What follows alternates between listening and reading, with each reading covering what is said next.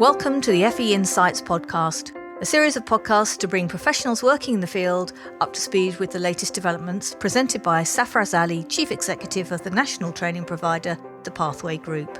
In this episode, Safaraz Ali is joined by Lindsay McCurdy, one of the great champions of training providers, and they have plenty to talk about, including the outcome of the most recent adult education training bids, the need for greater simplicity and less complexity, how poor marketing is letting down apprenticeships, and how a conference in October will give the sector the chance to get together face-to-face for the first time since the COVID-19 pandemic struck. Welcome to the FE podcast, a podcast that is aimed to give insights to the further education sector. And when we're talking about the further education sector, it's very wide, very encompassing, covers colleges. Obviously, we immediately think about colleges, but in the independent training providers and many other providers within that sector as well, employers and so forth. It's a sector that purpose ultimately is about making a meaningful difference and moving people into gainful employment and into long-term sustainable outcomes.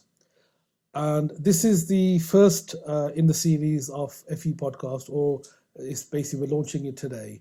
And who other than Lindsay McCurdy is coming as my co-host for the first episode, just to give us a cracking start and to give me a little bit of boost in my confidence as well.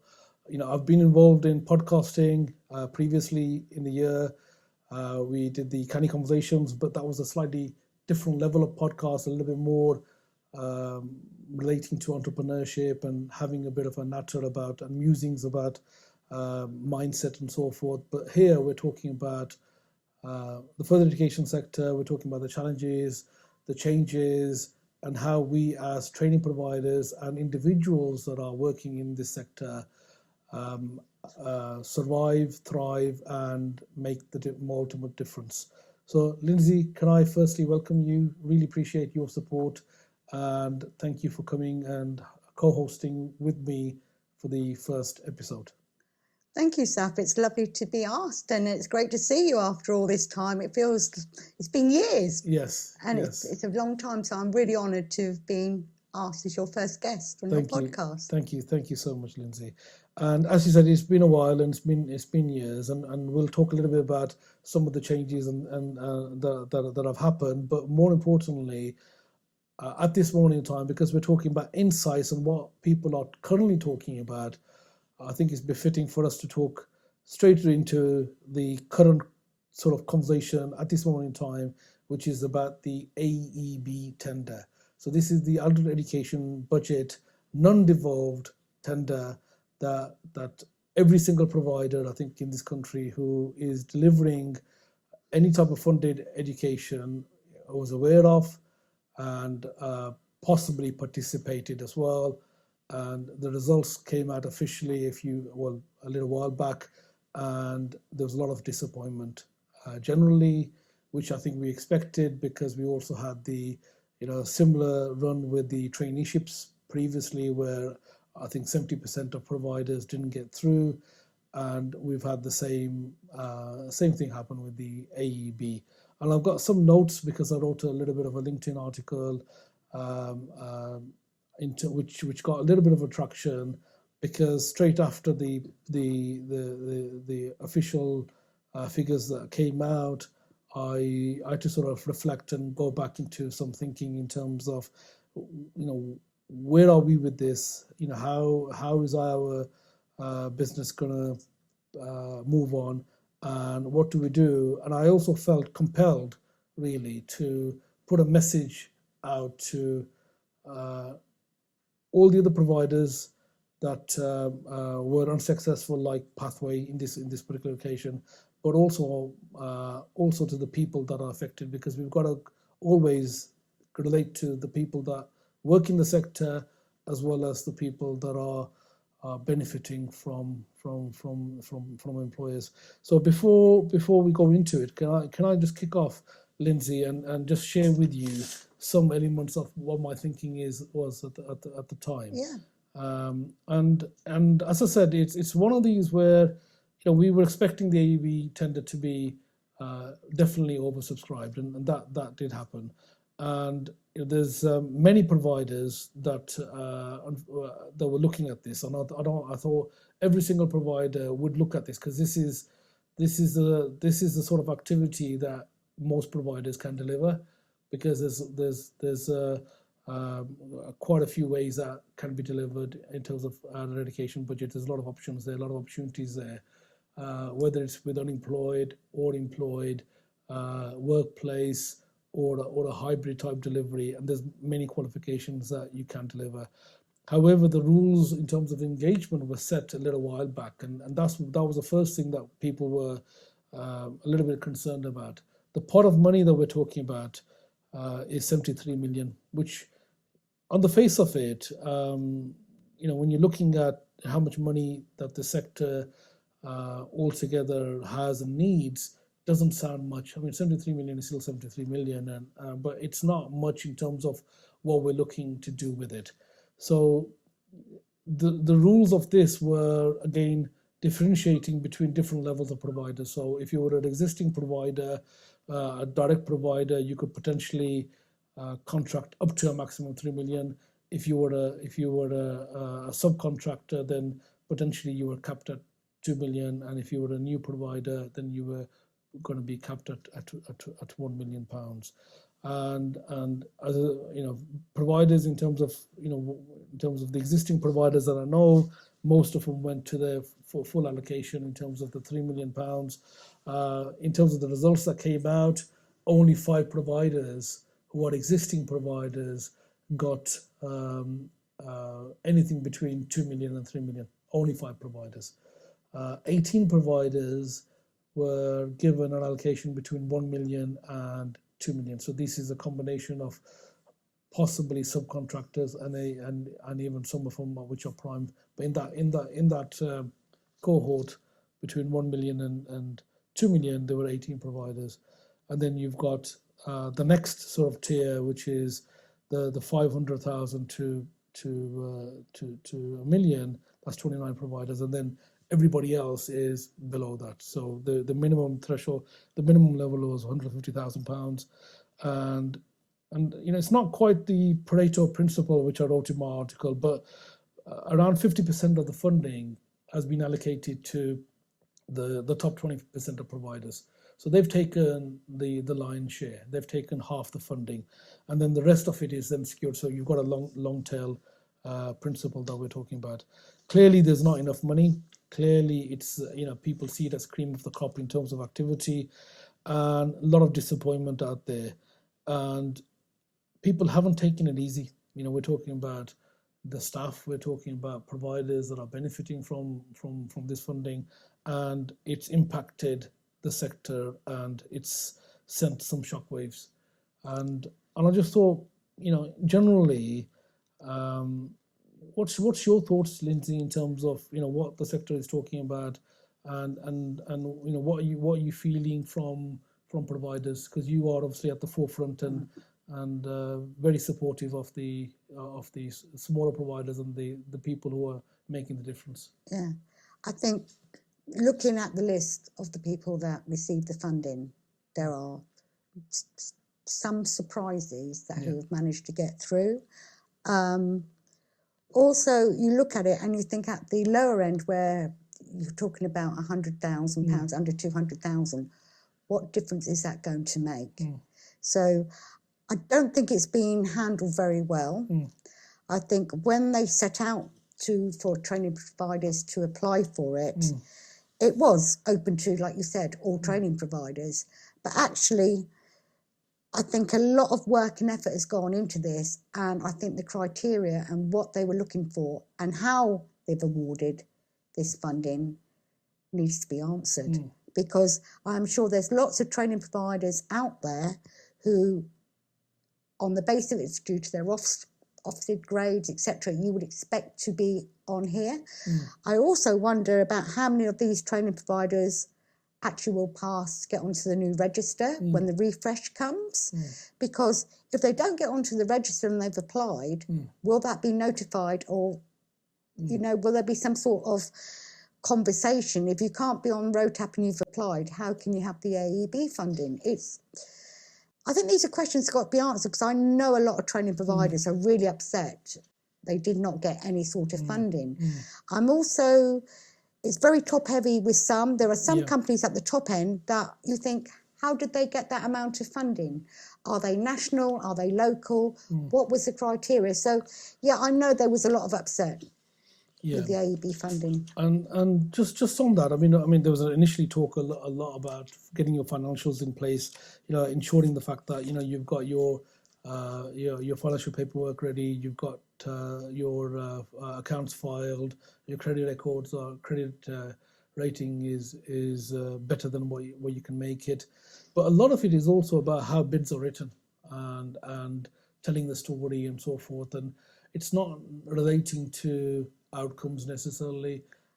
So there's all of these factors that come into this. And that's always been the case, because we know when the last RoTAP refresh, just to take that for an example, we had training consultants who were putting in basically the same applications for different companies. One would get accepted and one didn't.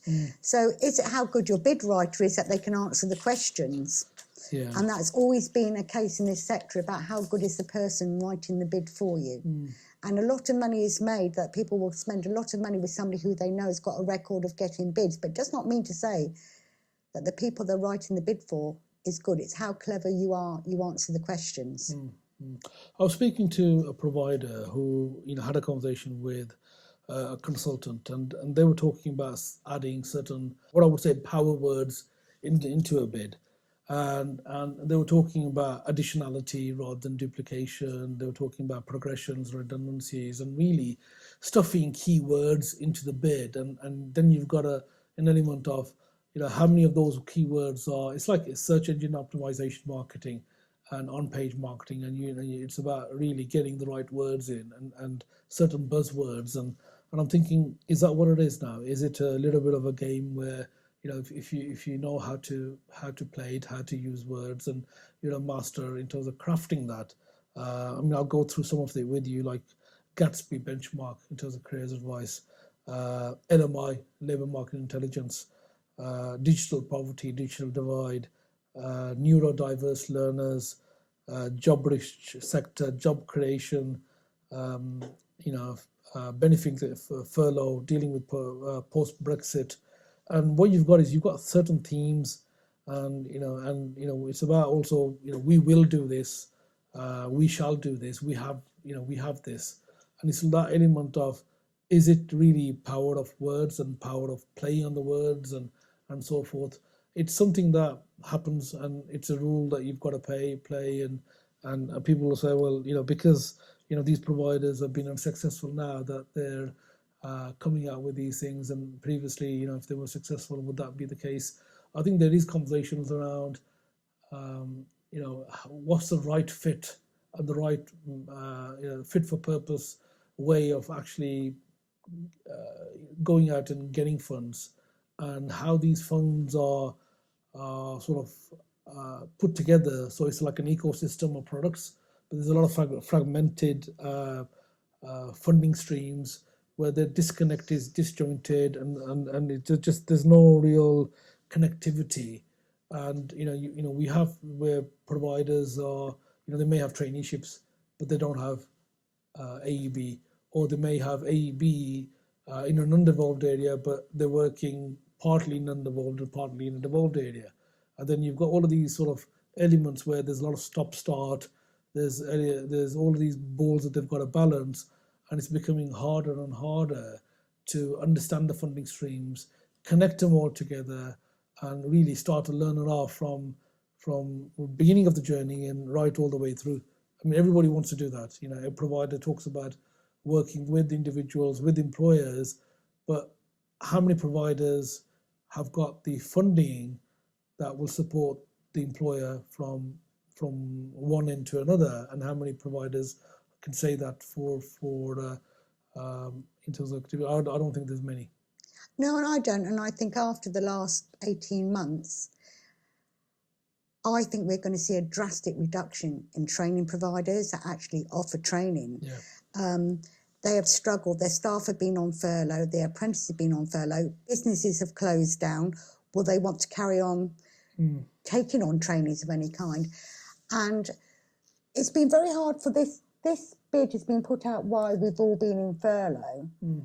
And I just think people are pulling out their hairs. You know, we've got to, there are too many funding streams. I think we need to simplify it for the sector, not just for us, but for the people that we're engaging with the businesses, with the learners. If you went to the average person and said, AEB funding, learner, apprenticeships, kickstart, they don't know what it is. I think some people in our own sector don't know the difference. It's very hard for them to say, this is what this one does, this is what that one does. Everybody will come with a different perspective of what each funding stream is. And I do really think that at this time we need some levelling off to make things simple, because I'm sure that there are names on here that you would expect to be on this list that aren't here. Didn't they apply? I don't believe they didn't apply. There is something wrong somewhere. You know, there's some really good companies on here, but there's some companies I've never heard of. I know they're out there and they've got large sums of money. What are they doing differently to somebody else that you would expect to be on this list? So it's very difficult for people, but I just think, how were they judged? How was it discriminated? You know, who determined who was going to get in? A lot of people that were unsuccessful, and it'd be interesting to know how many people actually applied out of the ones that got it. How many actually applied? How much money was spent, time and effort was there to apply? Because training providers are running on very small margins. They haven't had increased starts for a long time. So there's an awful lot of work that's got to be done to make the sector feel comfortable, because people will walk away. If they feel like they've put everything into it and they haven't got a chance, they just can't carry on. Yeah. I mean, I'm just on the couple of points that you've raised. The first thing is, in terms of understanding the funding pots and the funding streams available, and being able to sort of connect that. I know from personal experience that salespeople, business development people, employee engagement people, they struggle themselves, you know, in terms of understanding the differences, understanding the nuances, how does it work, the eligibility criteria. And if your guys at the front line are struggling and they're experts in, or supposed to be experts in this particular sector, then how easy is it for the employer and for the individuals to do so?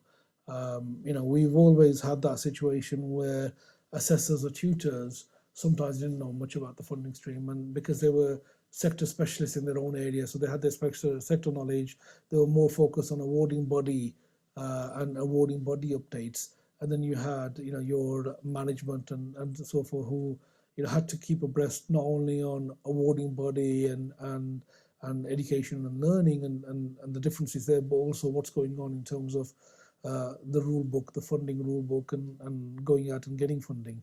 But now you've got this element where we're relying on salespeople, we're relying on employee engagement, which is which you're known for and have been known for in terms of business development, employee engagement, because that's where you started from, and you know, I've heard your story before, and I'll ask you to share some of your journey in terms of what got you in and what the obstacles you face, because if you go back 10 years, some of it is very, very similar to now. It hasn't much changed.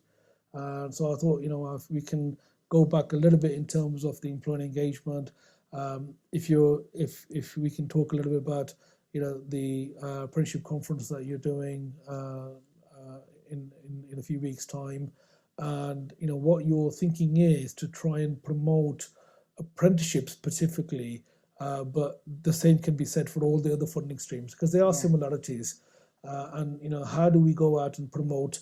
You know, we've heard about the government changing their campaigns and abandoning some element of marketing campaigns and going on to different thread. We also know for sure that the apprenticeship numbers haven't really made any headway in terms of how they wanted, and it's a sector where there's quite a bit of stagnation in some aspects of it. So a fair few things there. take it whatever you wish. Right. Well, when I started, I come into this sector late, if you like. I was working for a local council in Portsmouth, economic development, which is working with businesses. So I have a really good understanding of working with small businesses, large businesses in that area. Yeah. And the department was closed down due to funding, so I moved to London. In those times, you really had up to level 4 apprenticeships.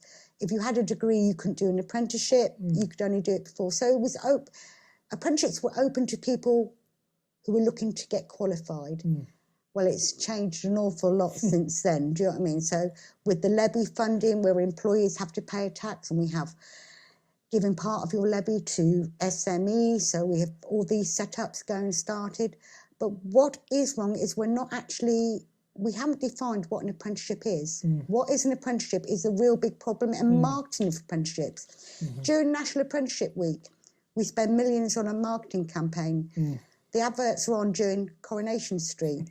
We don't actually talk to young people in the medium that they understand. It's all very good having websites, but how many websites are there for apprenticeships? We also have the Institute for Apprenticeships, who advertise standards. But I had an employer phone me up last week who said they were interested in plant level 2. There's not one training provider who delivers that apprenticeship in this country. So if you're looking for apprenticeship and you put in, I'm looking for X amount of apprenticeship, if you live in Plymouth and the only training provider that does it, because there's some apprenticeships, we're not all talking about team leader, where there's 600-700 training providers delivering it. Some of the 700 apprenticeship standards only have 1 or 2 training providers. So you could look at something, it puts young people off. Also, then you've got to look for a job. So you look at the jobs that think, I actually did one a little while ago in Portsmouth, how many apprenticeships were available in the area. There was 27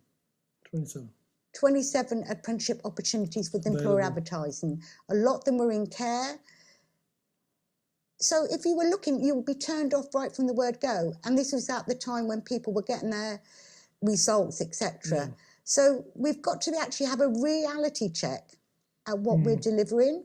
Also, we've got to look at who is our market. Is it for employers to give qualifications to people that are already employed, which they do? We've always had that programme where you would have an employee and they would say, would you like to do a degree? So they would do a degree part-time. The employer would pay for it and you would sign that you would not leave for 3 years. So now we have that. But how many young people are actually taking up apprenticeships? The numbers are getting lower and lower because we, as a sector, haven't decided what an apprenticeship is meant to do. You see adverts, take an apprenticeship, save no student loan fees. Is that what an apprenticeship is? Is it to save people money? How many higher apprenticeships are there? There's not that many. The numbers are very small. I don't think universities are ever going to be worried about the number of people taking degree apprenticeships in the scheme of things. But the worrying thing is how many young people or people are thinking about starting a career, whatever age. I didn't start work till I was 45, so I can be one of these people that say, as you're older, starting a career.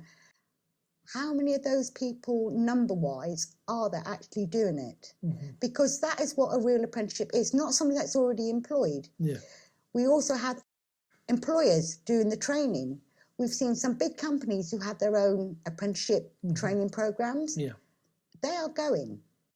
They're handing them back to training providers.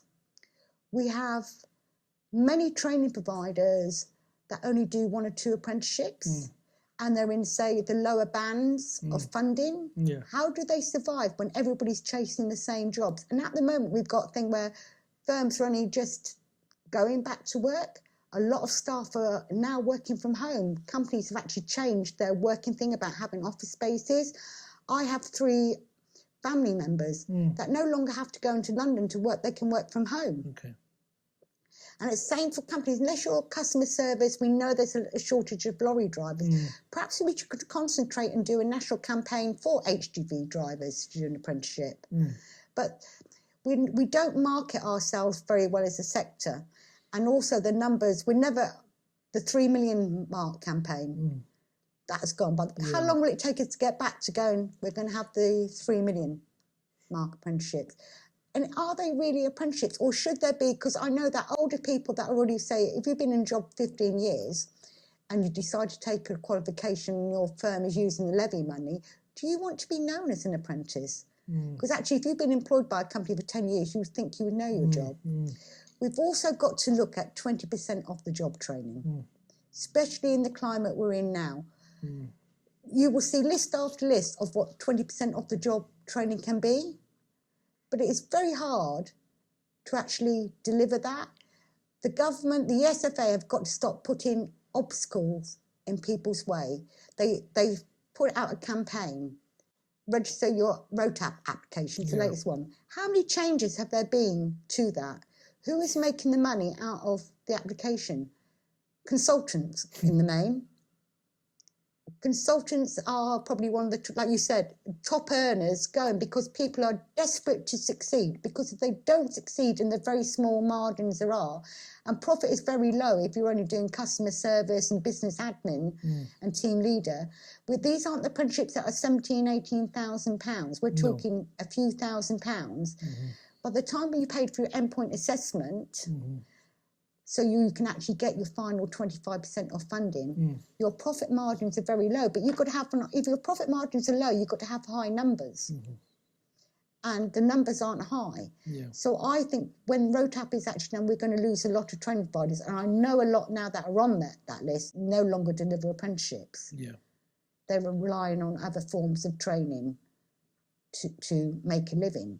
So it's a very difficult time for everybody, but we need to promote apprenticeships and make it clear what they are and how we promote them to young people in schools, because that is terrible what we do. Where are they meant to find out about apprenticeships? Not all of them are aware of websites. We don't talk to them. And there's multiple websites on there. There's 6 or 7 that you can go to, and they tell you different information. It depends how quickly they're updated. And actually, a lot of them are really boring. It's the engagement, isn't it? So it's engagement. So one of the topics, again, for your conference is going to be about talking about what's the right fit? How do we do it? How do we learn from each other so we can get the right outcomes?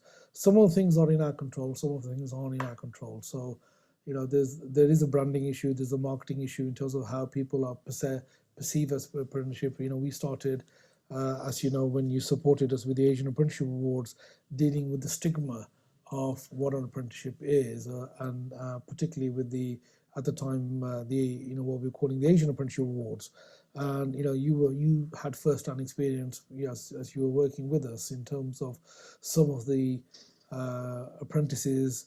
You were as a judge, you saw firsthand in terms of the forms, the history, the journey that people have embarked on, and the obstacles they had to face, and some of that stigma, in a slightly different way, is there in terms of the branding, in terms of the marketing of what this is, and people need to be proud of doing a qualification. If I was doing say a level 5 management qualification, I would be shouting from the rooftops. So I'm doing a leadership course, I'm doing a management course, and you want that same level of proudness, same level of excitement for anybody doing a qualification, and not think this is because the way it's branded and the way it's perceived that this is a slight embarrassment and you're being coy or shy. So I think there is an element of really positioning this within the sort of within the system and in people's eyes and so forth. And probably that's one of the reasons why one campaign after another hasn't really worked, and they're trying new things, and I don't think anything is there that sort of fits the bill at this moment in time, and that there's that. And then you've got providers where they've had to deliver apprenticeships because they've had no choice, because that's the only funding stream that they're able to probably pursue, because the others are tendered, and if you're not part of that tendering round, then you've got no chance. Subcontracting is on the way out, and they're reducing subcontracting, and sometimes he goes out of favour and then he comes back in, and we're on a sort of a level at the moment where they're looking to completely remove it and justify every single time, which makes it even more complicated. And just on subcontracting and the opportunities that it gives and where it's heading. What's your sort of thoughts on that? Well, subcontracting it sounds great, but when you think that a lot of subcontractors are taking money from the prime and they're having to pay the prime, the recommended amount is X, but they've been charged double that amount. You know, I've heard of cases where subcontractors have had to give the prime 40%.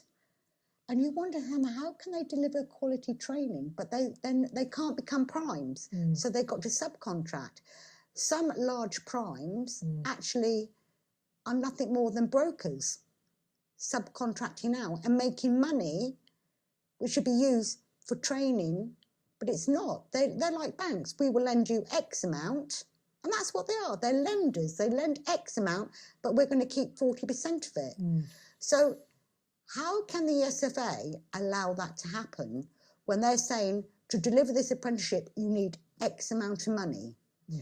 They say that every subcontractor should put it on their website, but they're still allowing it to happen because it gets away with, we offer additional services to the subcontractor.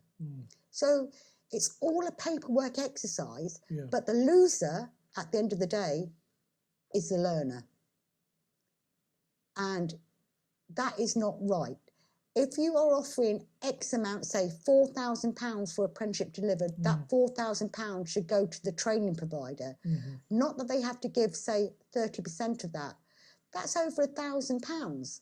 So are you saying the ESFA agreeing that an apprenticeship can be delivered for less? Does that give them the reason when they reduce the funding because so many people are delivering it? It's a crazy world that we're living in. So subcontracting is great for the smaller, because of the way the system is, that you can't be a prime unless you, et cetera, for the rules and regulations. But actually, it's very hard for subcontractors to progress. And some of them do a fantastic job, but there are others out there that do the apprenticeship sector a disservice because they can't deliver. They have to scrimp and save and do cuts, which do not help us and give us a bad name. Yeah, I mean, one of the things with subcontracting is that sometimes it goes out of favour and sometimes it's sort of encouraged, but reluctantly encouraged. And at the moment, it's like there's artificial sort of barriers or levels in terms of, if you go past this, then there's going to be extra justification that you would do. I mean, every prime has to put a case together in terms of the reasons to subcontract, and we talk about additionality and specialisms and niche and have subcontracting in a strategic manner, and you're supposed to have your subcontracting sort of framework and your methodology of why you're doing it. It is possibly one of the only entry routes for a new provider looking to get in. So there's an element where, if there wasn't a route for subcontracting, how would you enter into this particular market as well? And I think we need new organizations coming in, some expertise, additional expertise coming in, and looking at how we as a sector can really move forward and make the difference that we all want to and aspire to do so. So I think that's something.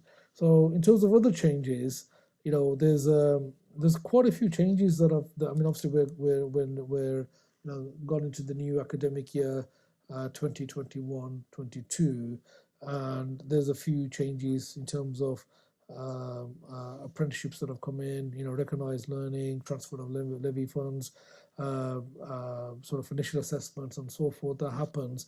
But what you find is how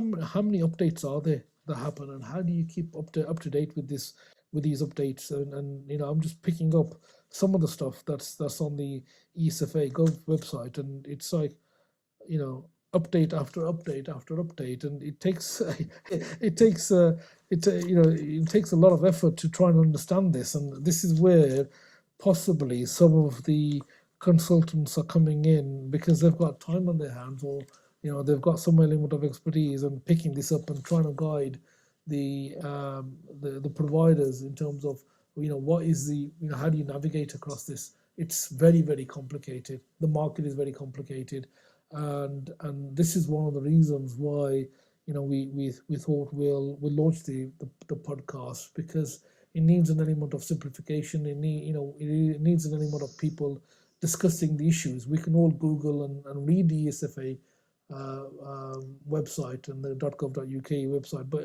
and we can we're all on LinkedIn and we can see people's views and sort of thoughts on there. But sometimes it needs an element of depth and understanding and so forth. And I think there's a dearth of information, and we get bogged down. I sometimes think the ESFA and people that put these changes together are thinking, what can we do this month to muck up the sector? Because some of the changes are quite far-reaching, what they expect training providers to do. And it's not, but if you are going to make an announcement like RoadTap, how many changes have there been to the RoadTap application in the last few months? I know I send them out, the updates, and I send out an email, and but the SFA will do it on Twitter. Not everybody's on Twitter. Also, where before we would all be working in offices, and if there was an update, you could update the team. You could talk to each other, Now everybody, a lot of people are working from home, so you've got to get that update out to your team. It's very hard to keep up to date with the updates. I've always, and I think especially after coming out of the last 18 months, we need a period of stability where everybody can get an understanding of where we are, get to the best of their ability to apply to all the changes and the new regulations and standards, etc., and go forward. Because at the moment, I just honestly think there are too many for everybody to keep abreast of.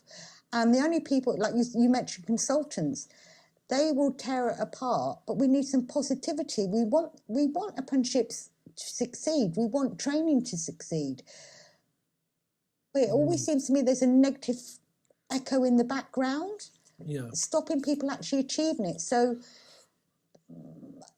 people, training providers and owners of training provision companies must be pulling their hair out a lot of the time, because you want your business to succeed. You want to give learners a chance. We're not, you must have a passion to work in this sector. You've got to have a passion for making a difference to learners. Absolutely. One thing that I'll say to our listener is that there was a service which I found quite helpful. It was called FE Connect, and it was a forum by ESFA. That's been decommissioned, and some people probably weren't aware that there was a source that allowed people, that allowed to ask questions and also share information and so forth. It was good. It's a good source. That's been decommissioned. So there's a new service which I haven't at the moment gone on to myself, but it's there to replace the FE Connect. And one of the things I'll be doing as soon as I can is going on to esfahelp.education.gov.uk and registering onto that ESFA community. So just as a practical support, it's possibly worth having a look at that. As I said, I've not had a chance to look at it myself, but FE Connect did do a decent job, and it did answer questions. It did answer questions, and you were able to learn from others as well. And because he allowed a forum where you can ask that sort of question that you may not want to do on LinkedIn, because some people don't want to post on a public site. It allowed people to. No, it's good, and it had some really good. There were some really good conversations on there, and obviously I've looked at it myself and been on there, and some people highlighted some very interesting points that were positive, that helped training providers, and you think, actually, I hadn't thought about that. So no, that's very good, and we need more of that. We need more of the good news stories and what is working, because I think we are so disjointed now that we don't know what is working, and people are quite working blind, I think, a lot of the time. So we need more partnership working. So I think what you're doing, Saf, with all these podcasts and the brochure that you put together, What is FE, is a fantastic resource for the sector, because not everybody might agree with what you say, but it doesn't matter. You've got the conversation going, and that is so important, to get that conversation going, because a lot of time people are frightened to put their hands up in case they look like fools.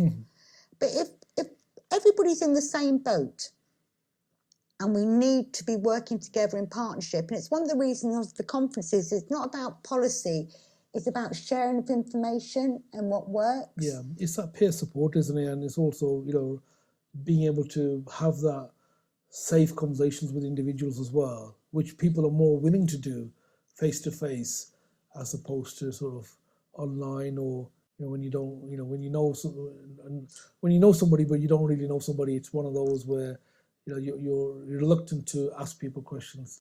There's something called the FE mentoring framework that has been established by ETF, the Education and Training Foundation, and they've launched this framework as a way to support individuals. So it's like a peer network, sharing good practice, sharing best practice, helping, supporting, nurturing each other, and having that mentor-mentee type of relationship.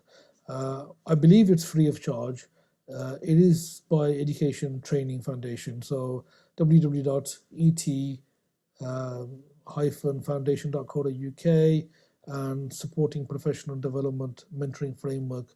You should be able to find it on that. I think it's something that's new, and it's possibly something that I think most providers will be able to take advantage of. You made reference to the FE sector guide that we created, and this is something that we were talking about in our organization a while, where somebody firstly, there's a lot of people within this sector that focus on certain level of funding. So they within the sector there's niches and there's sub niches, and we've got people who who've just worked on, say, AEB in a particular locality, and they've not got any knowledge or experience of any of the funding streams. And then you've got individuals who are maybe very much awarding body focused and not the ESFA funding focused. And then you've got individuals who are maybe FE focused and not awarding body and so forth. And everybody's got their specialisms and areas where they're more comfortable with. So it's a guide that we've produced as part of our onboarding process for new staff, but also at the same time for existing staff. So it talks about the sector, what is the sector, the definition of it.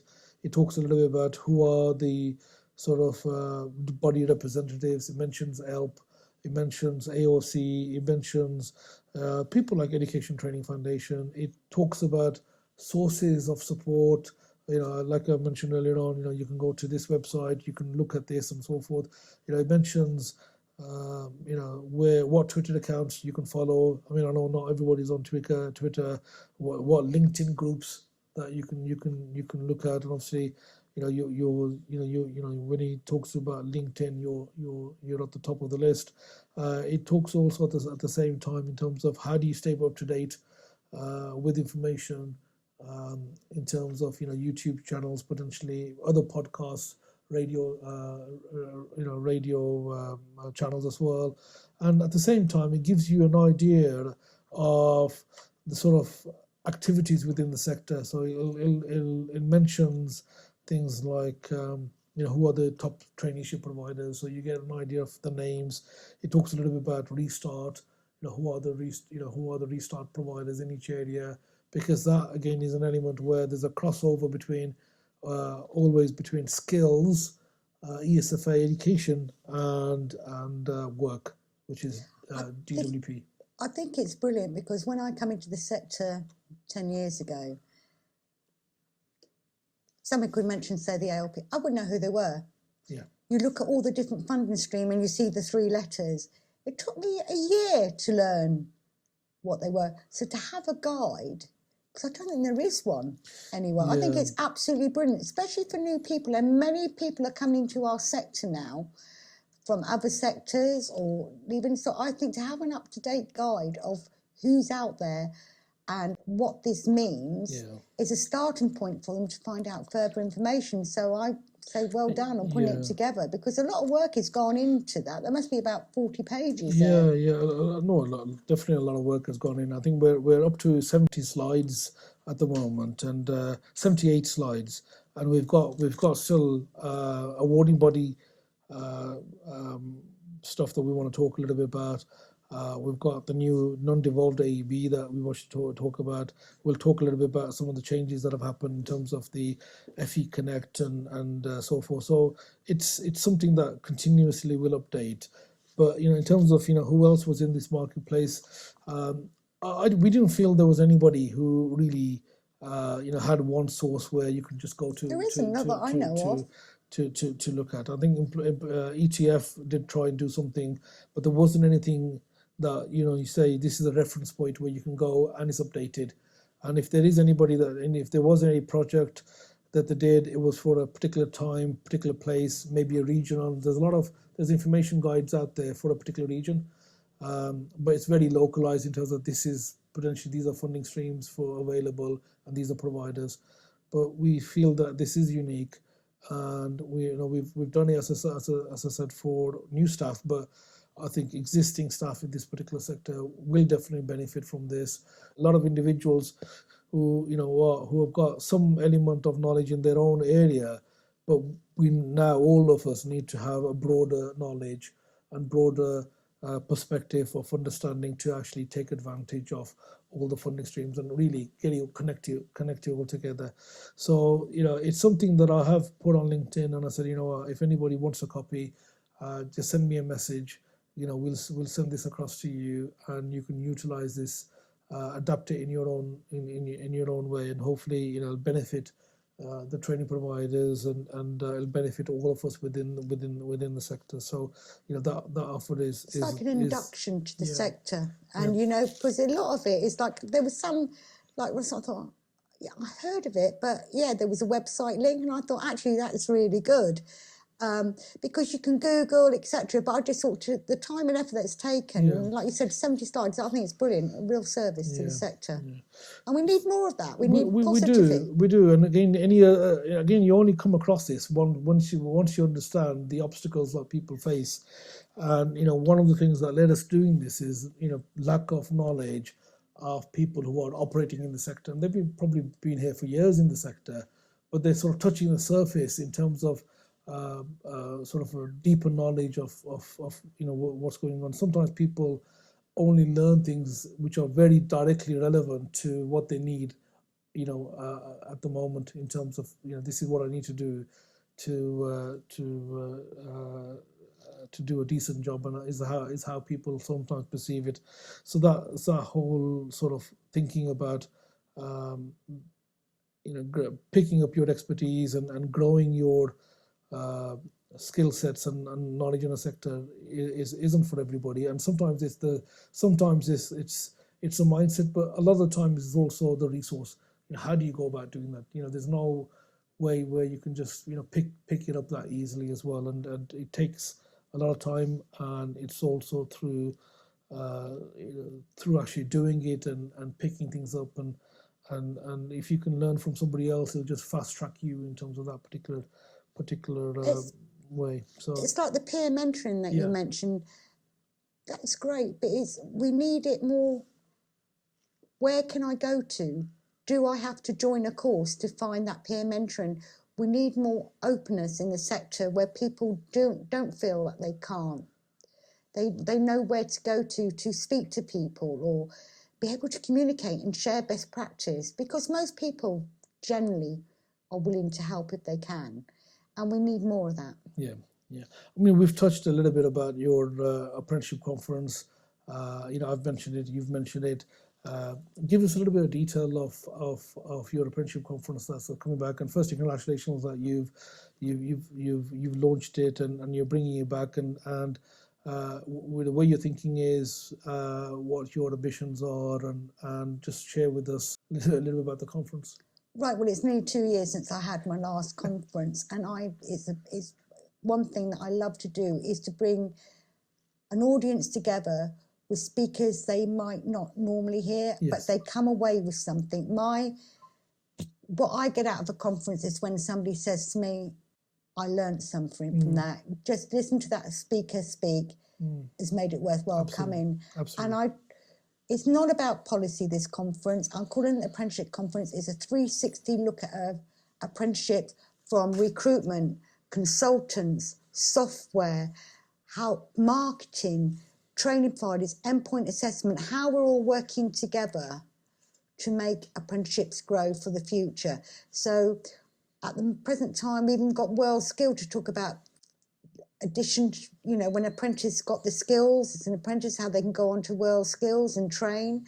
For me, it's very exciting to actually put people together again. So I'm looking forward to October the 19th here in Birmingham. I'm having it at Millennium Point, which is a big local venue, and we're expecting 200 people, and it will be great to see people come together, catch up with each other. And I think that's one thing that we've missed in this sector, is the face-to-face meeting after nearly 2 years of seeing people again, finding out what's happening to them, how their businesses have survived, what they've reinvented themselves, because so many people have reinvented themselves over the last 2 years, their businesses and how they're going forward. So, and you're going to be speaking yourself, Zach, at the You've kindly invited me to be a speaker, and I remember my first public speaking gig, I'll call it that, at the Arsenal conference, Emirates Stadium.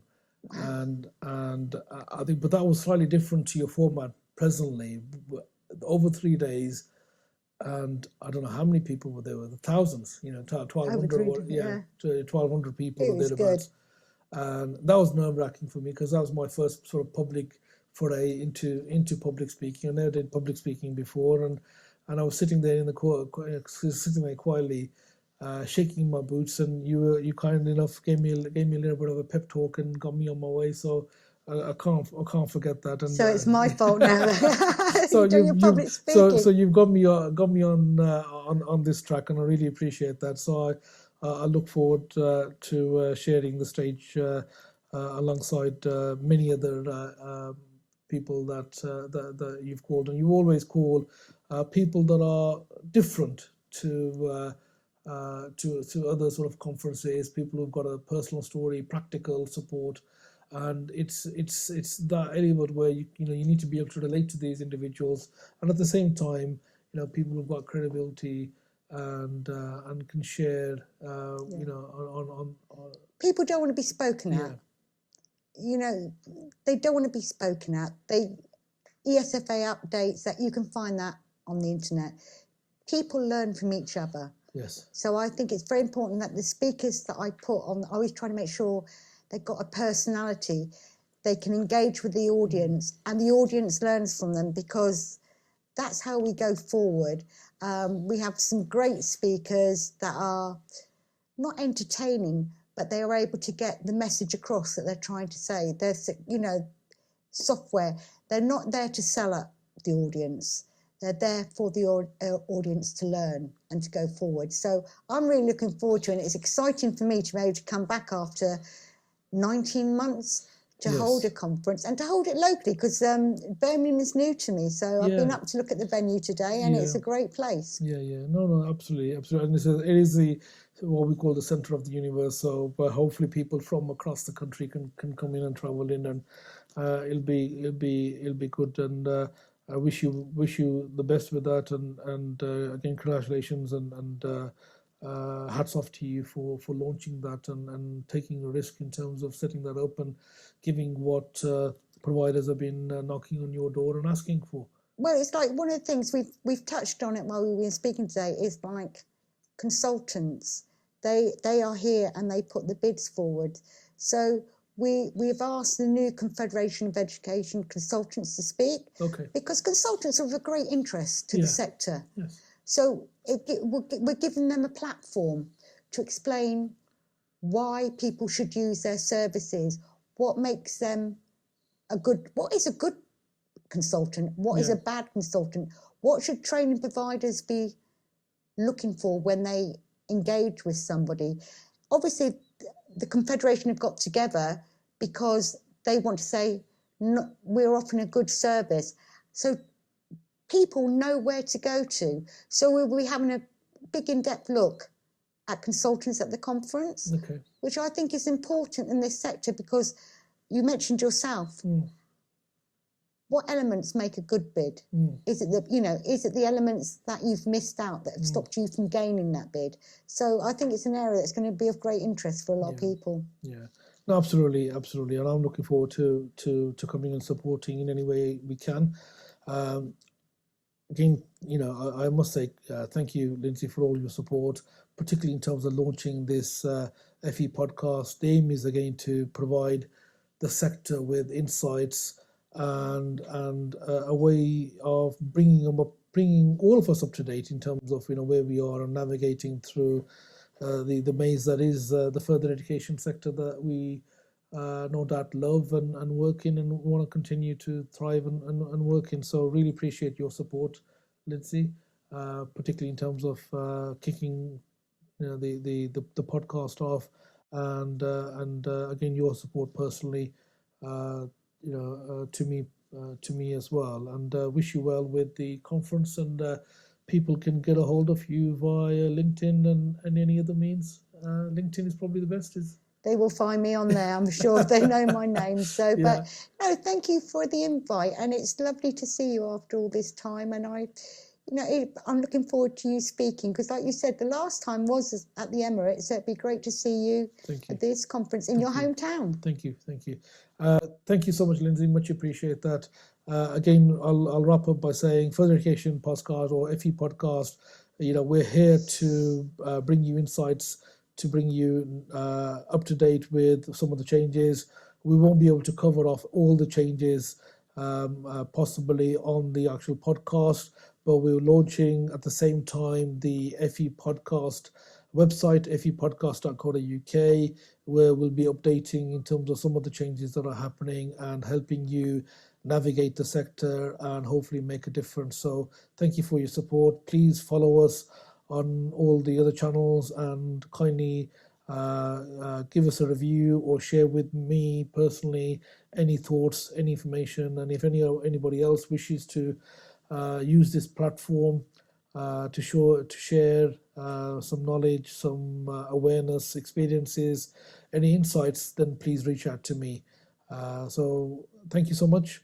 Look forward to seeing you next season. Thanks for listening to the latest news and insights from the further education sector. Safaraz Ali will be keeping his ear to the ground and will be back soon with new developments and comment from some of the top professionals in the field.